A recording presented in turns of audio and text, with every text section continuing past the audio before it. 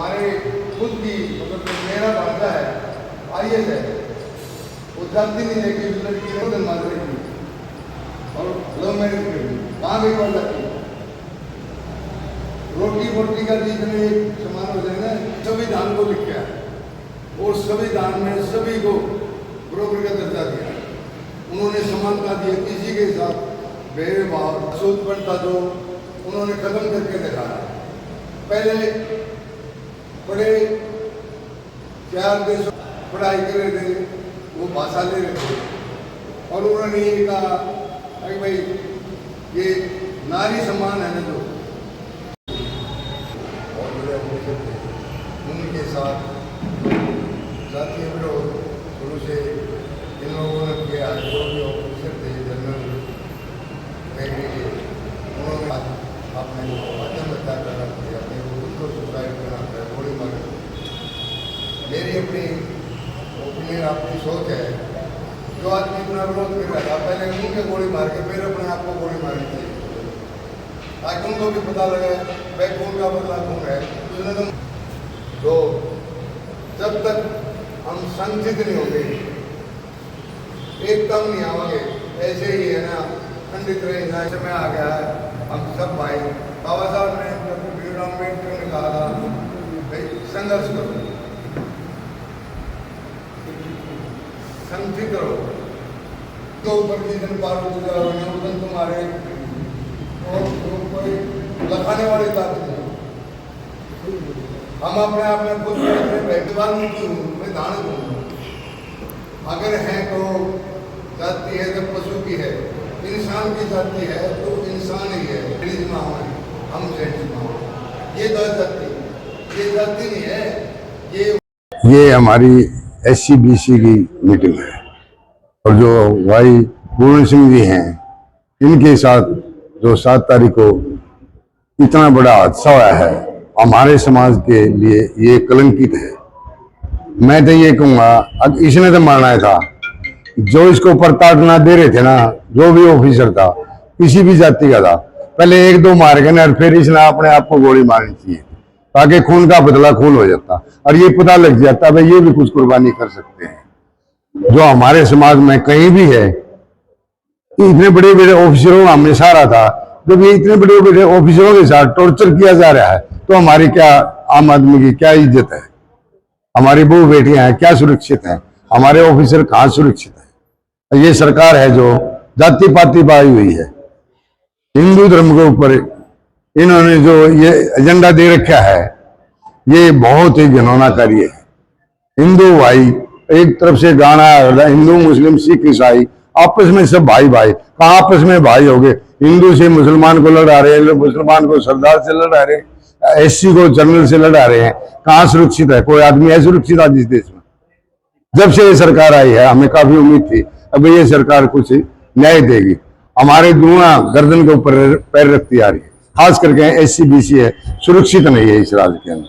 क्या नाम है? जगदीश राय, पार्षद वार्ड नंबर 23 गुआना। अभी तो मैं तो जैसे अभी आया ही हूँ, मीटिंग में हुई है और इस पर चर्चाएं होंगी, तो विषय तो बहुत गंभीर है।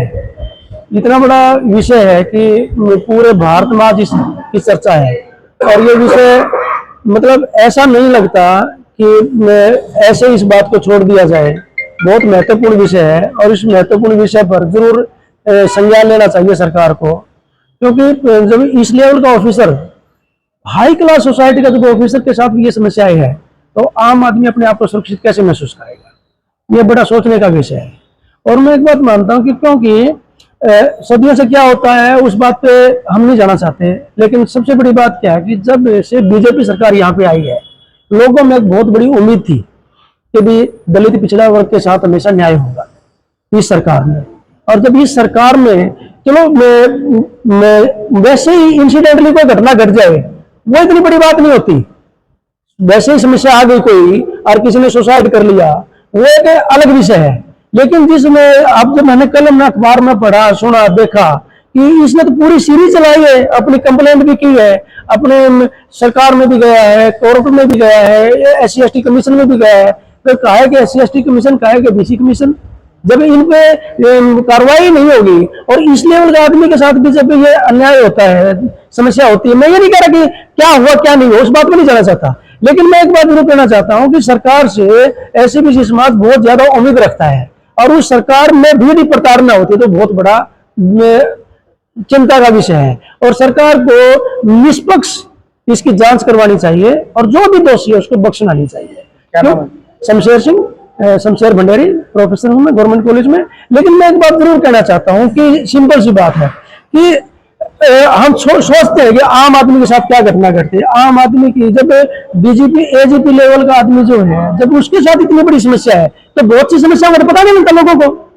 उन सारी समस्याओं को गवर्नमेंट ने संज्ञान में लेकर के समझना चाहिए और राष्ट्रीय स्तर की कोई एजेंसी इस प्रकार की जांच करें।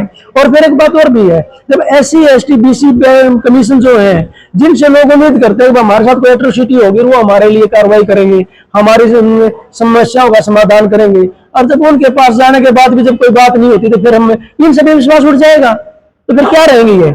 इसलिए मैं कहता हूं कि इस पर निष्पक्ष जांच होनी चाहिए और जो जो बातें हुई है भाई इसने एक सीरीज चलाई है, कोर्ट में भी अपील की है, गवर्नमेंट में भी अपील की है, SC ST कमीशन में भी गया है, जहां भी इसने लगा है कि मेरे साथ ये हुआ है। और मैं एक और बताऊं आपको क्लियर बात बताना चाहता हूं, मेरे पास कल से सैकड़ों फोन आए हैं, मतलब इसमें serviceman, social agencies, private agencies सभी में इस प्रकार की चिंता है और सभी में रोष है इस प्रकार का कि हम जरूर कुछ न कुछ, यदि कार्रवाई नहीं हुई, न्याय नहीं हुआ तो कुछ न कुछ करने पर मजबूर हो जाएंगे। मतलब इस बात को ये सरकार तक पहुंचनी चाहिए ये बात है। अगर जब जनता में इतनी बड़ी एक प्रकार की महसूस हो रही है जनता को, तो और इस पर भी यदि निष्पक्ष न्याय नहीं हुआ तो फिर जनता कहाँ जाएगी, क्या करेगी। तो इसलिए चीजें संज्ञान में लेकर के इस पर जरूर त्वरित कार्रवाई करनी चाहिए। मीटिंग करी है, पूरा संगठन क्या मांग करते हैं? ये कोई जाति विशेष की बात नहीं, तमाम अनुसूचित जाति समुदाय के प्रतिनिधियों को यहां बुलाया गया है भगवान वाल्मीकि आश्रम गोवाड़ा में। और आज का जो हमारा एजेंडा है ये है कि जो वाई पूर्ण कुमार ADGP जो हरियाणा, वो आपके संज्ञान में भी है, वो पिछले 7 तारीख को उन्होंने जो दुख, वो काफी लंबे समय से प्रताड़ना जातीय आधार पर वो झेलते आ रहे थे, उन्होंने उस प्रताड़ना को बहुत लंबे समय तक सहा है और इतने परेशान उनको, जो उनके सीनियर अधिकारियों ने उनको इतना कर दिया, इतना परेशान कर दिया, अगर मजबूरन होकर के उनको अपनी जीवन लीला समाप्त करनी पड़ी और गन पॉइंट से उन्होंने अपने आप को शूट कर लिया। अब हमारा आज की मीटिंग बुलाने का सिर्फ एक ही उद्देश्य है, भाई आज जरूरत है न्याय की। हमको किसी व्यक्ति विशेष के खिलाफ नहीं है, जो आदमी इसमें इन्वॉल्व है, जो आदमी दोषी है, उन लोगों के खिलाफ कार्रवाई होनी चाहिए और निर्दोष को इसमें नहीं फंसाया जाना चाहिए। आपको मैं पूछ ले, अब एक और बात है, जो आदमी बाई नेम जिनके खिलाफ FIR दर्ज हो गई और उनको मतलब कार्रवाई करनी तो दूर की बात, उनको अभी वो अपने पदों पे आसीन है, उनको हटाया तक भी नहीं गया। मैं आपको पीछे थोड़ा सा मनीषा जो हत्याकांड आपने देखा होगा भिवानी में हुआ, उनमें सबसे पहले SP को बदला गया और ये तो ADGP लेवल के अधिकारी थे। इनका शेड्यूल्ड कास्ट होना ही, मतलब इनको जो इतने बड़े अधिकारी, ये गुनाह थोड़ा है अधिकारी होना।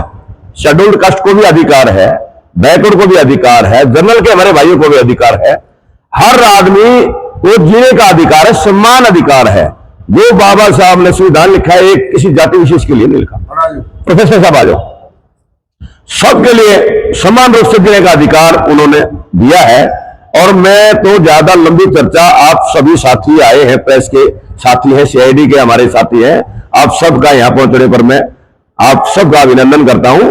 और मैं ये आप लोगों से मांग करता हूं, भाई उन जो आदमी, कोई भी अधिकारी है, इसमें मैं किसी नाम का उल्लेख मैं नहीं करूंगा, जो आदमी इतने बड़े पदों में बैठा है और वहां भी जातीय उसका पीछा नहीं छोड़ रही और वो मजबूर होकर के सुसाइड कर रहा है, तो इससे बड़ी जो है समस्या की शर्मनाक बात क्या होगी? तो आम जो दलित रोड पे गांव में रहता है उसका क्या हाल होगा?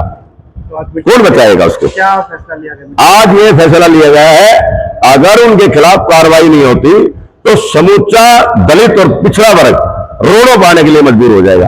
हम रोडों को जाम कर देंगे बिल्कुल। अगर उनके खिलाफ कार्रवाई नहीं हुई ना तो वो तो मर गया और मर जाएंगे 20-30-50 हो, कोई दिक्कत नहीं है। हम अपने आदमी के लिए हम मदद कर लिए ये कर रहे हैं कि आगे आने वाली जो है किसी प्रकार की अनहोनी होने से उसको बचाया जा सके। ऐसा क्या लगता है कि क्यों लगता है इतना लंबा प्रताड़ना का इस वजह से? मैं आप लोग सारे साक्षी हैं इस बात के। 2020 की आपको बात बताऊं, मनोज यादव जब डीजीपी हरियाणा के होते थे तो ये वाई पवन कुमार अंबाला में पोस्टेड थे। एक वहां अंबाला में शाहजहादपुर पुलिस स्टेशन है, वहां पे वो गए मंदिर में, और वो मंदिर में जाने के बावजूद उन्होंने मत्था टेका, उसका उद्घाटन किया या क्या प्रोग्राम था, तो डीजीपी ने इनको वहां पे तरह तरह के मतलब एक नोटिस जारी कर दिया, भाई आप वहां मंदिर में क्यों गए, भाई आपको क्या अधिकार दे दिया, किसने अधिकार दिया है, आप दलित हो। तो इस तरह के ये शर्मनाक हरकत है, इस तरह के कारनामे नहीं होने चाहिए। इस तरह के इतने बड़े सीनियर अधिकारी, वो तो उसके बराबर के लेवल के एक स्टेप नीचे तो थे, वो डीजीपी थे, वो एडीजीपी आईजी थे बोले। तो सबको समान अधिकार बाबा साहब ने दिया है। हम तो एक ही बात करते हैं, भाई आज इतने बड़े अधिकारी के साथ इतना बड़ा कदम उन्होंने उठाया, इतना मजबूर कर दिया उन अधिकारियों ने, आज वो मरने पर मजबूर हो गए। यदि आम आदमी जो ग्रामीण क्षेत्र में रह रहा है या कोई छोटे से छोटा आदमी हमारा भाई है, चाहे वो दलित है, पिछड़ा है या किसी भी कौम का है, तो उसका क्या हाल होगा? मैं तो आपसे ये पूछना चाहता हूं, जब इतने बड़े अधिकारी हमारे सुरक्षित रही है तो वो आम आदमी को कौन पूछेगा? आम आदमी को जेल कौन देगा? क्या नाम? मेरा रमेश देराज, मैं सामाजिक कार्य करता हूं। हमारे सारे साथी हैं, सब सामाजिक कार्यकर्ता हैं। हम सारे सभी सामाजिक संस्थाओं के जुड़े हुए लोग हैं। हम आपके माध्यम से हम ये सरकार को बताना चाहते हैं, अगर ऐसे भ्रष्ट अधिकारियों को मत छोड़ो। अगर आप लोग ऐसा करोगे तो ऐसे ना हो जाएंगे जैसे बांग्लादेश का हुआ, पाकिस्तान का हुआ, नेपाल में हुआ, ऐसे हालात ना बन जाए। ये हालात इनको ये हालात जाने से पहले इसके ऊपर पूरा गौर करके दोषियों के खिलाफ सख्त से सख्त कार्रवाई हो, ताकि इस देश का दलित, गरीब, पिछड़ा हर आदमी के ऊपर सरकार का भरोसा बना रहे।